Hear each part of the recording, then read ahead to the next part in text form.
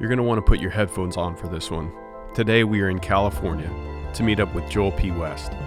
Joel is a designer, artist, and composer who has created the soundtrack for iconic films and shows like Just Mercy, Short Term 12, Chef's Table, and most recently he composed the soundtrack for Marvels Shang Chi. You'd think that by working on some of the largest film projects in the world, one would gain a sense of arrival. And yet when you talk to Joel, you get a peek behind the curtain to be reminded that in creative work, there is no ultimate arrival, just a continued drive to make things better. It's funny to think about scoring a film. Music enhances the story and can even transport you into a moment where you feel like you are a part of what's happening. It's a humble effort. You must be willing to contribute your part to make the whole thing work. And when the music is right, it's magical. Things feel more alive, more colorful, beautiful, subtle, emotional. Music enhances our feelings and can even push us to feel new ways. Honestly, talking to Joel is like that. He's talented, humble, easygoing, and is able to add texture in just the right parts of the conversation to help you see things in a new way. This conversation is full of insights gained by someone who leans into the creative process wholeheartedly and frankly, just makes things better. He was gracious enough to play a song for us as well. Today you're in for a treat, and we know that you'll enjoy. Cheers, and see you down the road.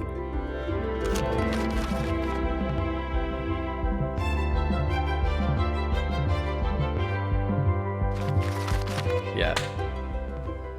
Cool. Joel, thanks for being on Roadcast. Dude, it's my pleasure. So good to see you. It's amazing. Thanks for taking the time. I thought an interesting place to start, as someone who scores films, there's like when I think about it, you know, like love kind of peeking in behind the process to go like, when scoring a film specifically, like what is the design process, you know? I know that's a really broad, but kind of orienting people to the work you've done. Like when you just start to like break it out, I'm guessing there's like these blocks but for me, it's kind of an interesting answer just because I truly don't totally know what other composers do. It's one of the strange things about the world that I work in is that I'm typically the only one on a project. It would be rare for me to be on a project with another composer because it's technically or usually just one of us on a job. And so I'm kind of the music person for the project, and that means that I don't ever really see what other people do when they're doing it. And the way I got into it is fairly unorthodox. Like I didn't go to school to score films. I didn't go to film school. I didn't even really grow up watching movies. Oh, I love it. You know, I just was making music on my own, writing songs, and kind of started gravitating towards stuff that felt a little bigger. And I love strings, and you know, my entry point into it was just writing lyrics and kind of discovering the world and myself that way. And then it kind of went into this zone of like, wow, there's music that makes me feel things I can't even put words to, you know? And so ultimately I'm kind of a hack, but I think that's pretty common actually, I'm finding. Yeah. And when I start a project, I often feel like I have no idea what is going to happen and if I can even do it. Like I can't even remember what I did last time. Like I'll listen back to something the last movie I did, and I'm like, how did I even do that? I don't even really That's amazing. know. And there's something insanely refreshing about, I guess I'm thinking now through like, I was thinking through like Short Term 12 and then also like Just Mercy and now Shang-Chi, and how so very different all of these films are, and like even the types of instruments and the types of cultures you're representing, you know, totally. Like that just seems like an insanely complex. It is, but it feels like the same thing to me, like because it's especially because those made with our same little team. Yeah. They're different flavors kind of, but it's like the same. We went at it the same way each time, you know. You said same little team. Will you talk about our same little team a little bit? Yeah. So let's see. Destin and I we started making like really small projects together. We lived in San Diego. This is like, I guess more 1970, than a decade. like... Yeah, 72. Summer of 72. so then like Dustin made his first feature in San Diego just on like a few $1,000s, like friends, just basically how much it cost to rent the camera. Yeah. And largely the team that made, or most of the team that made that went on to make Short Term 12, which was like the first time that Dustin had like, you know, like outside funding, actual money. And like, yeah, I mean, not a lot of it, but enough of it. Some actors, like some like sort of quote unquote real actors, you know, who all are crazy now, from that movie. But, and so the team that made it, I think Short Term 12 really we've done, it's Dustin, his director of photography, Brett Pollock, his editor, Nat Sanders, and me, and then a couple producers, Asher Goldstein and Ron Nager. There's just like this little crew that kind of started a snowball. It's picked up. There's some other people who've kind of like joined, and there's some a little bit of a revolving door of other people who kind of come in and out. But is that a common story? Like, that feels so like, with oh, like hey, the we same started team? like making little films together, and we've just rolled together, and now we just It's finished very a Marvel common. movie. Maybe not the Marvel movie, but like I production mean, no, sets. Like, it is pretty typical. This stuff is, like I said, it's a very weird world. I don't know what how other people approach this work, and I don't totally know the workflow. I'm kind of getting a little more familiar as I get up into higher ranks in it, I guess. But part of it, I used to think that's like we're just imposters, kind of just like, oh, we just did this, we just made these little things, you know, and we just came up. And I kind of realized that it's just like any creative stuff. It's part of the cool thing about it is there isn't a way to do it. There's a technical way to make a film. You know, there's a lot of just like sort of expertise you need just to get the thing done. But why you're doing it, how you're doing it, in terms of just the ethos and what you're trying to ultimately make, it is kind of Wild West. Everybody's doing it a different way, and we're not that unique to kind of have our own little way of working. And I mean, I kind of, for me too, as a creative, I always feel like if you really know what feel like you really know what you're doing, you're not going to do something interesting. You need to be a little bit afraid of feel like I don't know what is about to go down or if I can do it. But the reason I like film scoring, and I guess to go back to the original question, is it's always a new puzzle, and it very much is. As a songwriter, it's very refreshing to just get it. It feels more like a design project because there is a specific need and a specific kind of end goal, but it's not pre-prescribed. It's like we don't really know what's going to work, but we're going to know if it's not working. And so I would say that it's like it has to do with a lot of trial and error, a lot of just open-ended exploring and just throwing stuff at the wall. A lot of times I'll get a scene, or I'll kind of get a first script, and I'll kind of be like, okay, I know I have an idea of what's going to work for this. It's going to be really cool. And I'll make it, and it doesn't work at all. And then that becomes a starting place to go, okay, why doesn't that work? And then to adjust from there, and then just kind of keep exploring and going down the rabbit hole. So does the film come to you in pieces, or is it like, hey, we've shot the whole of it, and then it comes to you? Or is it like, what's that? Yeah, so there are a lot of composers that come just the very end, and they'll a film will cut their whole movie with other music and just kind of figure out generally what's working, and then have a composer come in at the end and replace everything with something original that can be owned by the movie or the show, and you know, maybe has a little bit more of a cohesive sound. For me, I really like to start, you know, they say you make a movie 3 times, you write it, you shoot it, and then you edit it. And each time it kind of goes through, you know, you think, you know, it's going to work, and then it's a little bit different. And, you know, you kind of refine it as it goes. And so music wise, I like to do the same thing. I tend to thrive most when I can start with just a script and start working on music before they even shoot.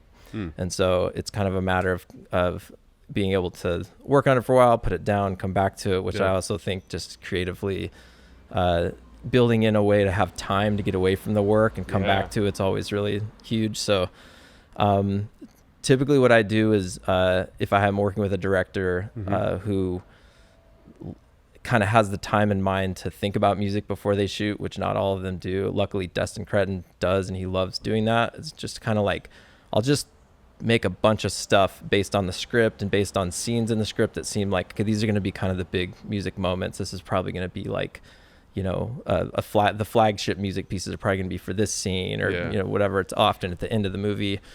And I'll just make a bunch of stuff. Sometimes being like, I'll just make it because even if it's wrong, it's helpful to know why it's wrong, or to throw it at the director and go, how does this feel? They go, yeah, this feels too much like this, or this excites me, or like this, I like this instrument, but I'm going to want something that's more mysterious or more, just whatever, kind of finding some language. Music's very weird to talk about before it exists. So you kind of, that's fascinating. Like it's this invisible art form. Yeah, and you often think you're talking about the same thing, and so a lot of times, like, no, the first step is just to see, are we talking about the same thing? I'll just make some stuff, throw it at them. Are you typically on like a piano or guitar, or is it like, are you just writing the music, or it really depends on the project, because it depends on just kind of what the project's wanting. I mean, usually I'm using a lot of like software stuff to just mock things up, like fake strings, fake sounds that sound good enough to get a sense. Yeah, to kind of get a feel for what's going to work.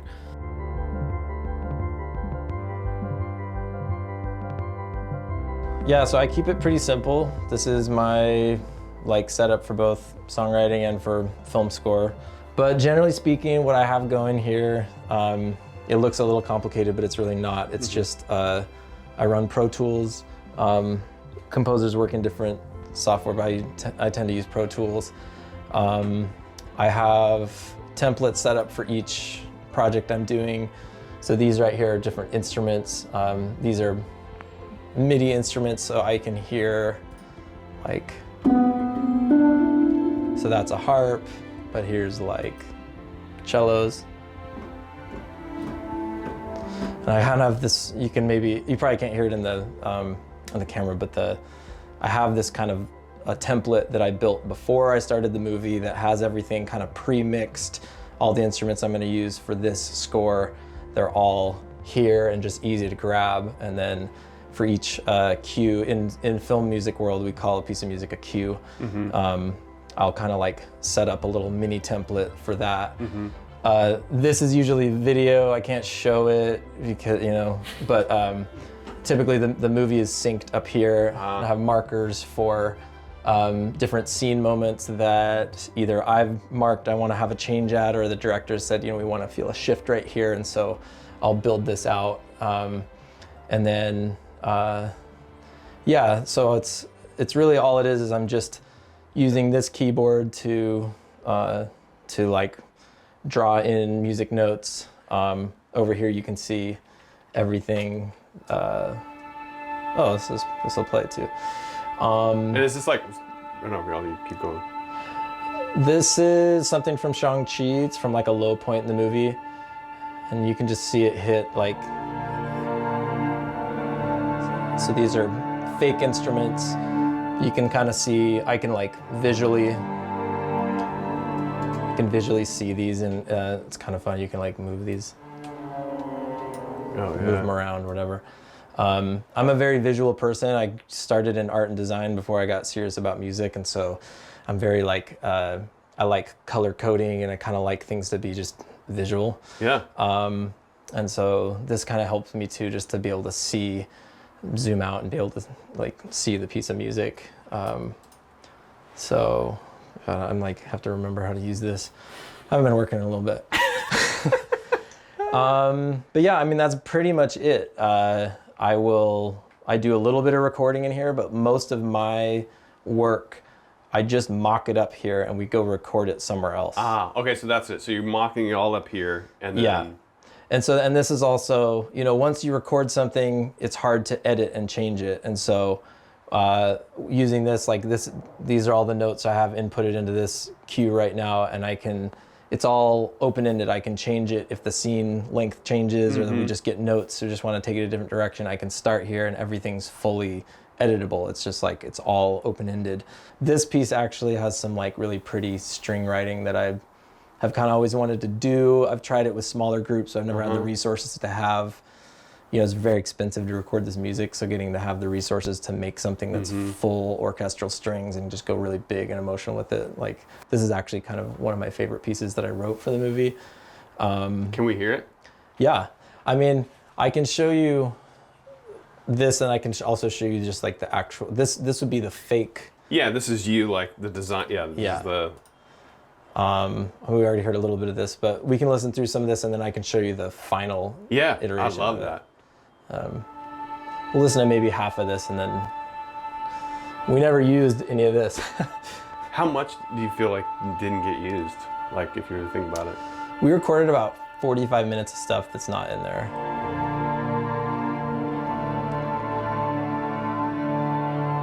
I can zoom out over here too.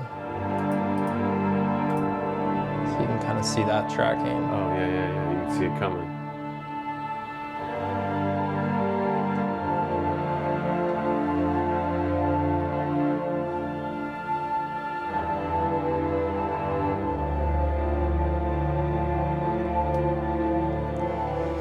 So yeah, one of my favorite things from these sessions is this string stuff right here that's just all kind of ascending together.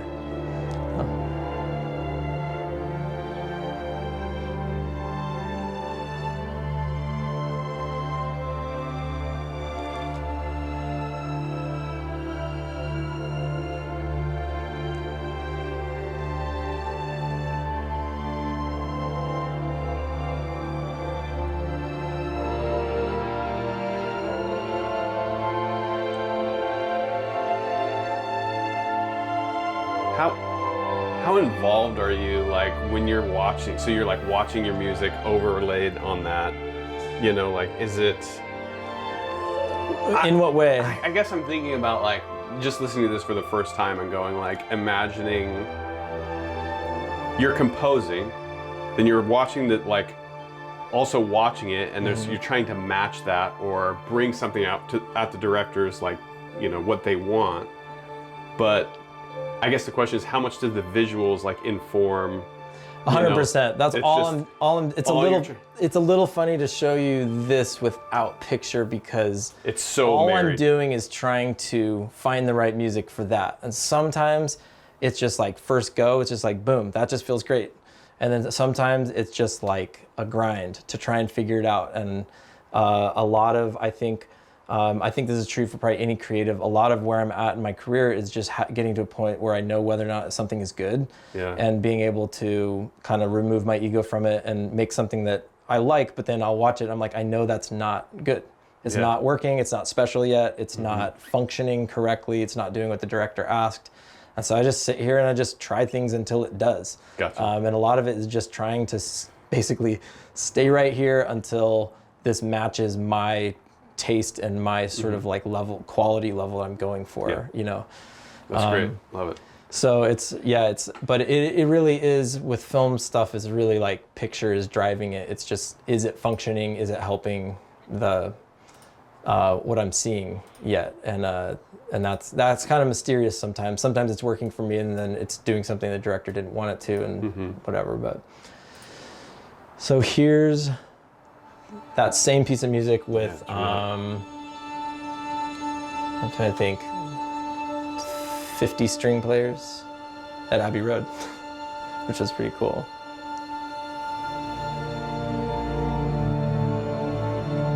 So it's like the same thing, but it just has like, oh my gosh, you know. Oh yeah, turn that up. Yeah.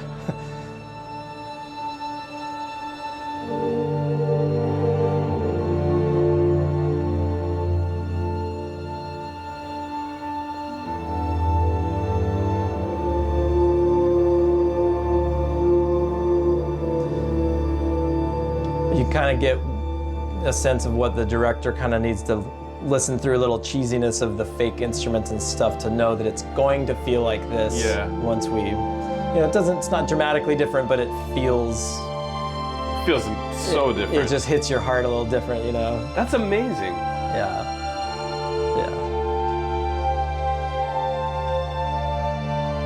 I love how, like,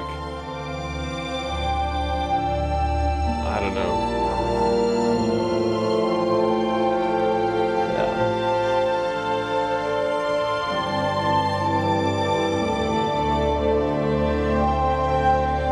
Yeah, so I'm a big fan of a big group of musicians playing quietly, because you get that big room full orchestra and you just want them to go huge because it's fun to do that. but I love hearing a giant group of people all playing really delicately. It has like a real power to it. So this is a very understated cue from this movie, but it's like one of my favorites just because I got to like harness that energy of just having everybody play really delicate, but in that big room with the full group. It's like pretty special to me. I think what's interesting is, so I watched this most recent movie, and going into it going like, all right, you know, I'm listening for the music, you know, I'm going like, oh, this is so interesting.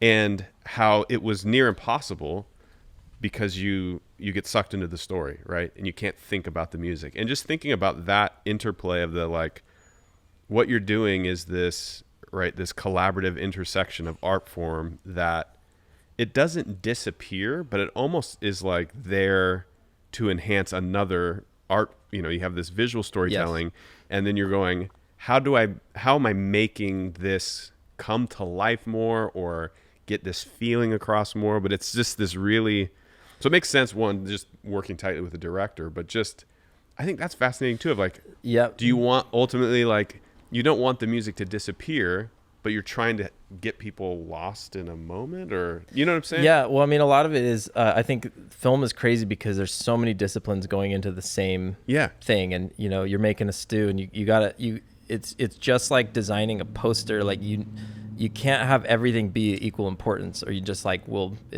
be, you know, overwhelmed and There's lost. to be a hierarchy to it. And so that's even often a conversation is, do we want people to think about the music here or not? And sometimes, like, we want people to be like, the music is sick right here, just turn it up loud. And, you know, usually that's going to be over like a montage or some kind of scene without a lot of dialogue or without a lot of things needing to be explained.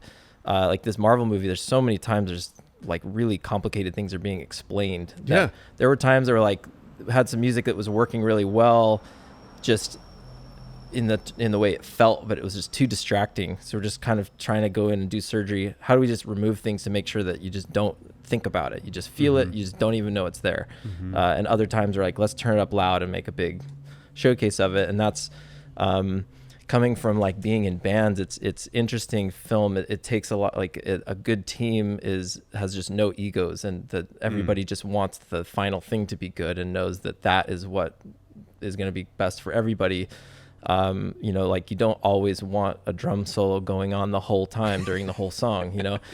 And so, like, even in there was a couple, for our team who made Shang Chi, is like, we're very new to the fight sequences and just these crazy action things. And there was a learning curve for us of just even figuring out, some of these scenes are so much going on that it's like trying to make sure that the audience knows where to track. And, like you saw the movie, like there's this big, really cool scene where people are fighting up on this scaffolding, and it's just crazy. It's a crazy scene. Like, it's one of the coolest. I think it's so cool. It's amazing. Then the camera work, and it's just like a big dance almost.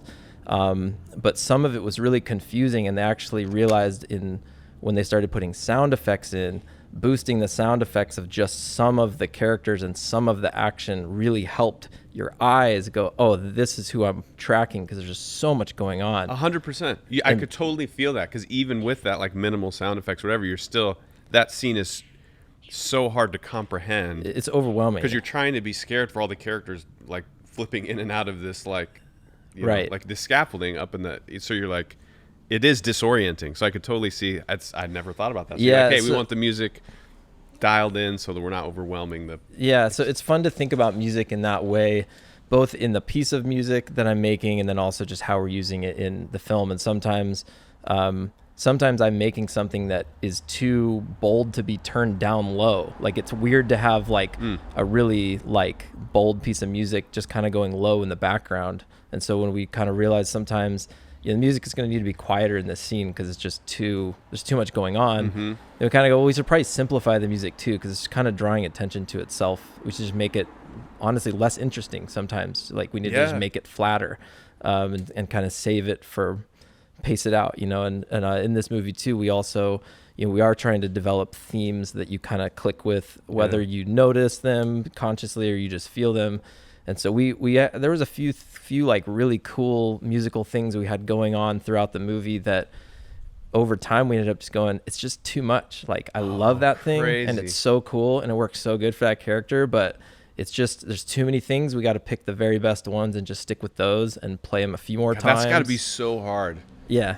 Like to have that and be like, this is super cool. It's working. It's amazing, but it's not serving the overall, like, yeah, you know, it is weird. It's for me, it's nice to kind of go, when I get done with a film, I always like to make an album because I have all this cool stuff that just I found, but it just didn't make sense. Yeah. You know, and I'm like, oh man, that was so cool, but I get it doesn't work, you know. And ultimately, yeah, like I was saying, this a good creative team, I think everybody's just ready to just go, yep, it just, I love it, but it doesn't work. So just there's something like so refreshing about that, like no ego when you're creating something, and it's like everyone just drops it and it's like, how do we make this the best? I know that can't always happen, like, yeah, well, you kind of find too that it ends up working better for you if you know, even if you're looking for the credit, because the whole thing gets better.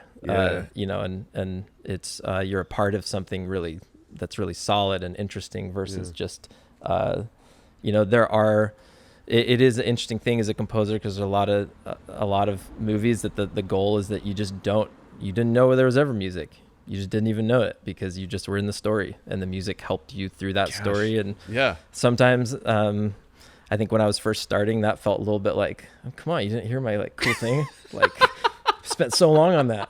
But it is cool to be a part of a team where everybody's feeling like, you just gotta, you know, we gotta kill your cool shot that you made and your cool edit you made or whatever, because it's just not like serving the greater thing. And also just like I was saying, that focus thing, there's so much to, you know, we work on these things. I think any creative thing, you spend so much time on it that you know it so well and it seems so clear to you. But when somebody's watching or listening or whatever, consuming a piece of creative work for the first time, you got to like walk them through it. Like, what am I supposed to be paying attention to? And kind of trying to figure out that, you know, like just that path you're making for somebody to kind of be intrigued by the work and get into it. And then, kind of feel comfortable in it and not just feel like they're just like being shotgunned all this crazy stuff. So like before the movie comes out, there is a lot of that kind of testing. We do so many screenings. And do feedback, do questionnaires, and do a focus group. And a lot of times too, it's like people will be stuck on something in one screening and they're just super confused about something and they don't like something. And then we're like, but it's so clear, you know? And then do another screening and they're still confused, and we're like, but come on, it's so clear. It's right and there. Then you just have to go, it's not, because nobody's getting it. So we can keep talking about how we made this thing that's so clear, but nobody's getting it. So we just have to trust that and go, all right, well, like, we're not right just because we conceptually think, well, they should get it. They're not getting it. So like, that's on us. And so we do a lot of that. And I think that's a huge thing, I think, with any creative work. It's like, why are you putting this? There's stuff you just want to make because you just want to make it. But if you're trying to make something for somebody else to experience and have especially a specific experience with it, you got to see if they're actually having that and take your ego out of it and just see, like, if it's not working, it's not working, so, you know, and listen.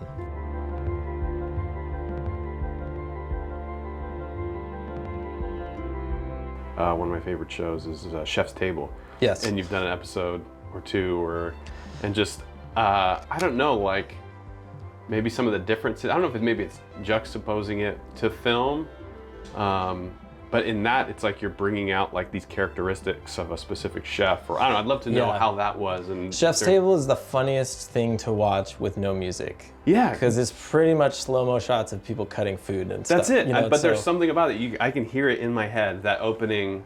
Yeah, it's great. So much energy to it. I mean, I think like it's really fun to work on that show because they very much made a choice to use music as a huge part of the storytelling. Maybe that's what I'm saying. Yeah, exactly. Yeah, sometimes it's just like it's there to just kind of help, or sometimes you don't notice it or whatever. But Chef's Table, all of the energy and the arcs and the ups and downs really come from the music, because a cut of that show with no music is very much just feels like you're in a kitchen, like a quiet kitchen. You know, there'll be some like nature shots and stuff, but it's really fun. They're really bold how they use music for, like, we can just get so much energy or get so much emotion out of just going big with the music. And they have space for it too, because it's kind of a slow meditative show. And so a lot of times music's just makes things just a little too busy. Like, you can make something really cool, but there's just too much going on, and you need to kind of, like we were talking before, you need to focus in, and what am I supposed to be paying attention to? And Chefs is fun because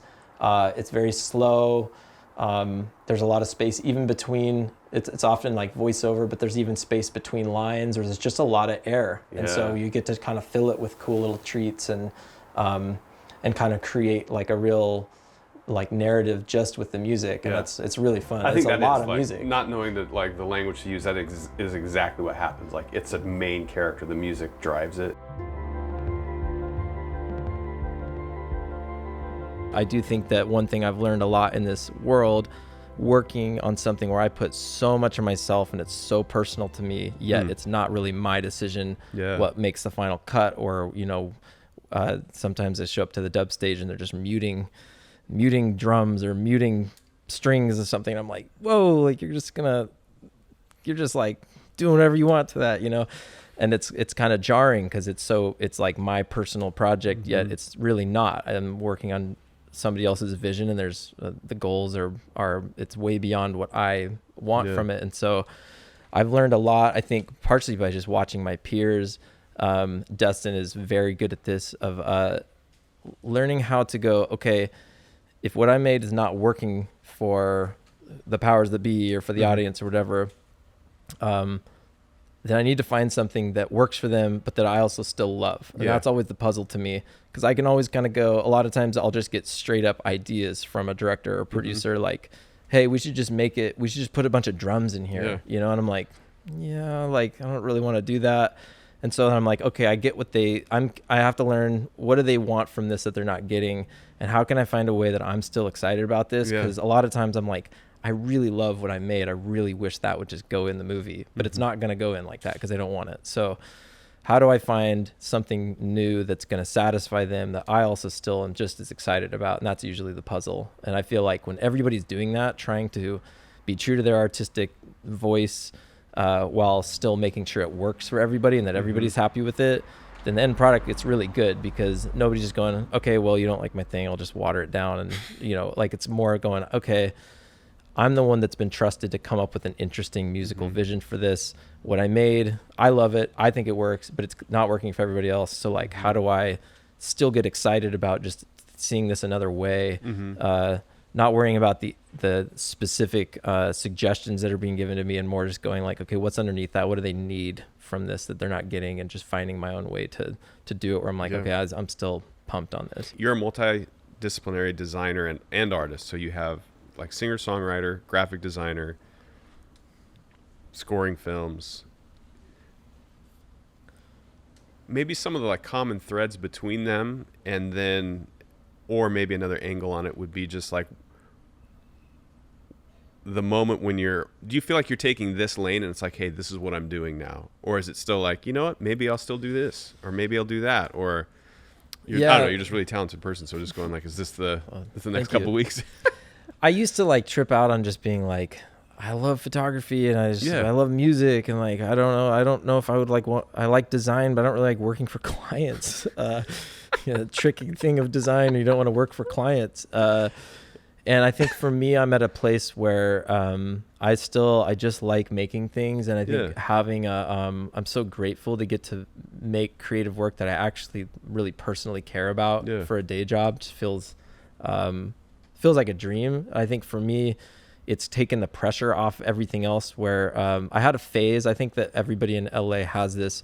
I felt like I couldn't take photos because I'm not a photographer. I'm a music guy. Yeah. It's weird. And then I go back to Oregon, and like my hometown friends are just like playing music on the weekends, like screwing around in Photoshop, doing something fun just because it's fun. And then I'm like, all my friends in LA are like infinitely good at these things, but we're all like intimidated to like participate in them if I'm we're a not photographer like too. legitimate. Yeah.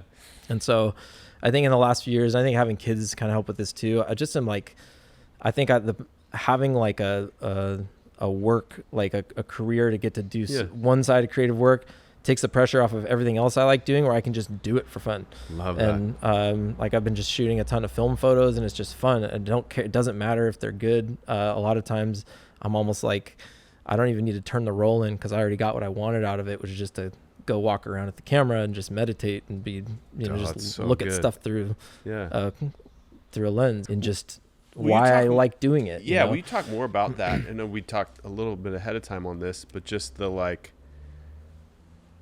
protecting your creative energy and yet being in it, it is your job, and going like, hey, we need you to be creative now, like on tap creativity, what do you do to keep you in that frame, or, what's your process? Yeah. A lot of times I wake up, I'm like all fresh, like get a cup of coffee, and then I like look at my email. I'm like, oh, I should get, it's like easy and fun to just blast through and just get all that done. But it's like I could do that later with no brain left. So I'll just be like, save it. It's easy to do. I could get myself into this for 2 hours right now, but just push that off because I can do that tonight when I'm ragged. Yep. Like, what am I, and a lot of times too, I'm like, okay, tomorrow I got to do this thing. And then I wake up, I'm like, actually, I kind of want to take a stab at this drum thing I was thinking about, and I'm like, I'm just feeling it. So I'll just go to that, and just see it out, and then just kind of like revolve around to those things. That's usually my main I love that. trick. It seems super helpful. And like you said, it's like, there's something intuitive about doing that, but then talking it out and doing like, you're like, so it's not just like come up with a cool idea right now, like it kind of just lets it a little bit, lets it breathe. Yeah. And also kind of trying, like I was saying before too, I'm always trying to build time away from the work, because it's so hard to see what you're making if you're just staring at it all day. Yeah. So just trying to like make something, put it away, move on, get your brain into something else, and then look at it tomorrow and see whether or not it's good. Like I always call like the bad midnight ideas. I think I got this from a skateboarder. Pumpkins, like it's a Cinderella thing. Like at midnight, everything turns into a pumpkin.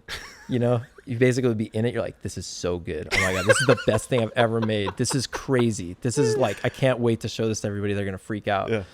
And then you like go to bed. You wake up and you're like, that's not that good. It's like kind of trying to build in time for that too, because a lot of times you're on deadline and I'll get like jazzed. I'm like, oh, I'm gonna send this in, and then I'll send it in, and then I'll listen back like the next day, and I'm like, oh man, I like that is so relatable. Yeah, I hit an email like, I don't know. Hey like, guys, I was a little pumped on that one. Yeah, Sorry. No pressure. I think that's maybe a little wild.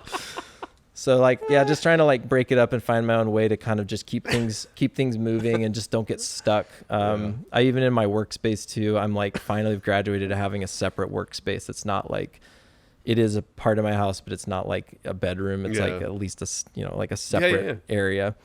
And if I'm like, I used to just make myself stay in like at the computer, at the piano, and just like, until I get this, I'm not leaving here. I'm not going to the party. I'm not doing anything until I get this idea done. Mm-hmm.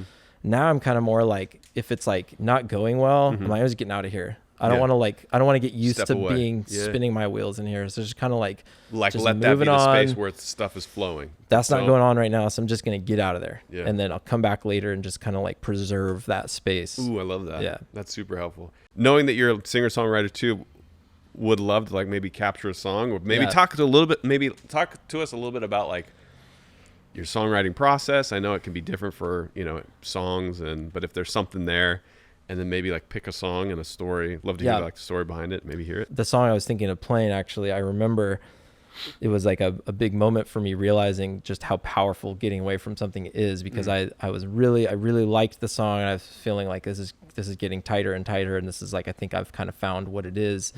And I got away from it, and like I think I was working on a movie or something, and then it came back and opened it up, and in 10 minutes I just chopped out like a minute of the song. Like, it doesn't need to be there. It's just one of those things. It's kind of like, oh, I liked it, I want to show that off because it's cool. But as then an outsider coming back to it, I'm like, it just doesn't need that, Man, so just being able to just cut it just like that, be like, I don't even care. It doesn't. Becoming an outsider to your own work, I think is so interesting, of just like trying to keep that discipline for yourself, of like being objective about it, and just creating space, paying attention to the energy. And then I also like, for me too, songwriting, I'm so journalistic with my songwriting, where I'm like trying to capture a very specific experience or feeling that I have in the world, and trying to offer that out to people, because people have done that for me, and they're just writing songs, and then I relate to it in a certain way that's very helpful to me, or I just click with, or sends me off into some sort of a interesting frame of mind, or some kind of a healing process. And so it's also kind of like, a lot of times, like the first version of a song is it's very raw, and it's very immediate of things that I'm really feeling. And then I come back in 6 months, and half of it I'm still like, ooh, yeah, I like, that's very true to me. And the other, I'm like, I kind of got over that. Like I'm like not as tripped out on that. Totally. So good. What song you want to sing? I want to sing the song Available Light, which I wrote for my mom. and I wrote it. I had a set of songs that became an album called Smaller, and it was a unique way of writing in that I mostly wrote the music without really knowing what the songs are about yet, which usually I'm kind of writing lyrics alongside. And then I took this camping trip to Big Sur by myself. We were pregnant with our first baby, so I knew that going on like a solo camping trip was probably like my opportunity for that was probably winding down, which I think I was correct about that. And I took my dog up to Big Sur, and I was kind of had the intent, I'm going to go camping for a few nights with the dog and just like see, I don't know, just be solo for a few days, and then and try and figure out kind of what each of these songs are going to generally be about. Yeah. And then one of the songs ended up just being about that trip. Like I was like, like that the trip in itself became like a kind of a meta thing where I'm like, I came to find what these songs are about. And then one of them just ended up being like, well, this trip is significant just in the simplicity of it, and then it ended up being just feeling, I was thinking of my mom and just relating to her as a peer, but also as her son. And then thinking about just that I would love, when you're just in a place and you're like, God, I just want to show this to, you just think of people. It's like a cool, like love letter. When you think of somebody, you're just like, I wish they could see this because they would love this. Yeah. Feeling that way. And then also just like kind of becoming ready to, or like getting ready to become a parent, like kind of starting to get my headspace in that thing of being like, man, it's crazy to realize how much my mom knows me in ways that I don't know myself. And I'm about to kind of embark on that with a person I don't know yet. Yeah. It was just kind of a cool thing. I was just kind of like, well, this is a song. Like what I'm like in the act of a song right now. Yeah. So that's so beautiful. Thanks. It is. I'm like, that's so good. And I think it's a good place to stop too. I want to listen to the song, but just want to genuinely say thanks. Like, yeah, man, for meeting up and doing this. I think it's just always like super rich and full, like keen insights, and just appreciate what you do. And it's so good to connect, man.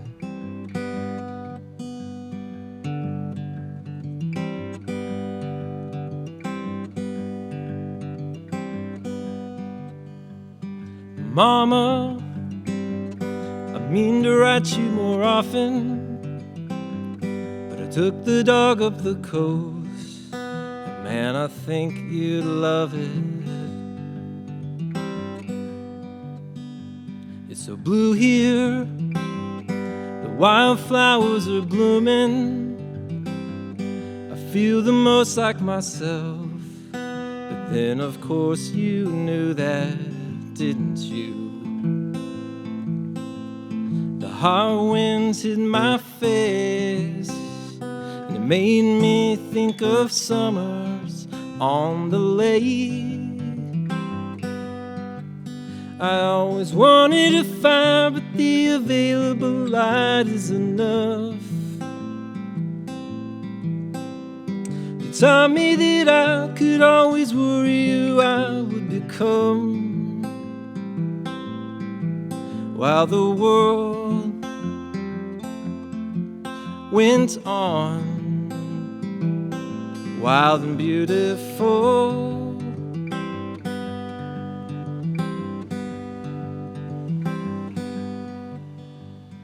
Mama, the disappointments got harder.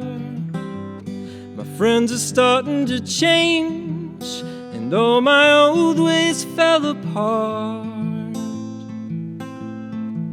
But you said they would.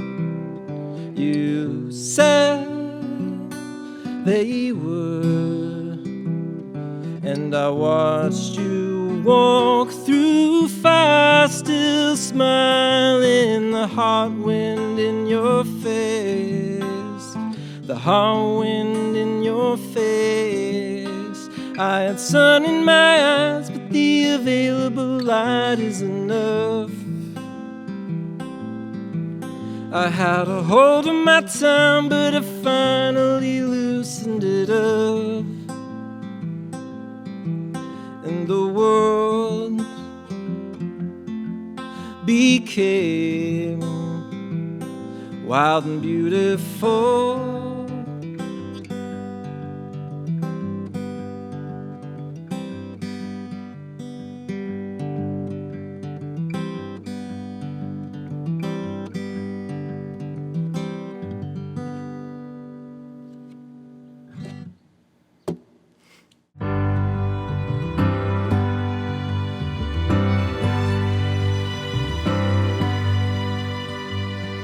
Mama, I mean to write you more often, but I took the dog up the coast, and man, I think you'd love it. It's so blue here,